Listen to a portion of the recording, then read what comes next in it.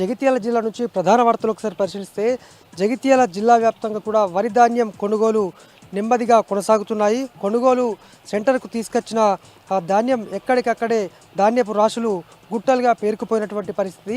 ఇటు తేమ శాతం రాక మారుతున్న వాతావరణ ప్రభావంతో రైతులు ఇంకా కూడా ఈ కళ్ళల వద్ద ఈ ఐకేపీ సెంటర్ల వద్ద పడిగాపులు కాయాల్సినటువంటి పరిస్థితి నెలకొంది. క్షేత్రస్థాయిలో జిల్లా కలెక్టర్ ఇతర అధికారులు కొనుగోలు ప్రక్రియ త్వరగా చేయాలంటూ చెప్తున్నప్పటికీ క్షేత్రస్థాయిలో మాత్రం ఇది అమలు కావట్లేదని మనకు అర్థమవుతుంది. మరోవైపు రుణమాఫీ రాక, అలాగే సన్నబియ్యానికి బోనస్ ఇస్తారా ఇవ్వరనే దానిపై క్లారిటీ లేక, అలాగే బయట అమ్ముకుంటే తక్కువ మద్దతు ధరకు అమ్ముకోలేక రైతన్నలు అయితే తీవ్ర ఇబ్బందులు పడుతున్నారు. మరోవైపు మరో సీజన్ కూడా రానే వచ్చింది.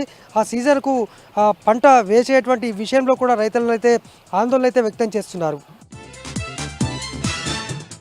మరొక వార్త, జగిత్యాల మున్సిపల్ పారిశుద్ధ కార్మికులకు ఇంకా కూడా వారికి జీతాలు అందలేదు. ఎందుకంటే జగిత్యాల మున్సిపాలిటీలో జరిగినటువంటి స్కామ్లో ఎవరికి వారే కౌన్సిల్ అలాగే కలెక్టర్ అనుమతి లేకుండా దాదాపు 24 మందిని కార్మికులను నియమించుకున్నారు. దీనిపైన వరుస ఫిర్యాదులు రాజకీయ పోరుతో కలెక్టర్కు ఫిర్యాదులు అందడంతో విచారణకు ఆదేశించారు. దీంతో అసలు దొంగలెవరు, సూత్రధారులు ఎవరు, ఇటీవల డబ్బులిచ్చి ఈ పోస్టులు పొందిన వారు ఎవరన్న దానిపైన ప్రస్తుతం అయితే రహస్య విచారణ కొనసాగుతున్నట్టు తెలియగా, ఇటు పారిశుద్ధ్య సిబ్బంది ఈ రాజకీయ వర్గ పొరుతో అయితే జీతాలు రాక బయట చెప్పుకోలేక నలిగిపోతున్న పరిస్థితి. మరి జెన్యున్గా ఉన్నటువంటి వారికి జీతాలు చెల్లించి ఎవరైతే ఇటీవల అక్రమంగా ఉద్యోగం పొందిన వారిని తర్వాత రికవరీ చేయాల్సిందిగా ఇటు పారిశుద్ధ్య కార్మికులైతే లోలోపన మదన చెందుతున్నారు.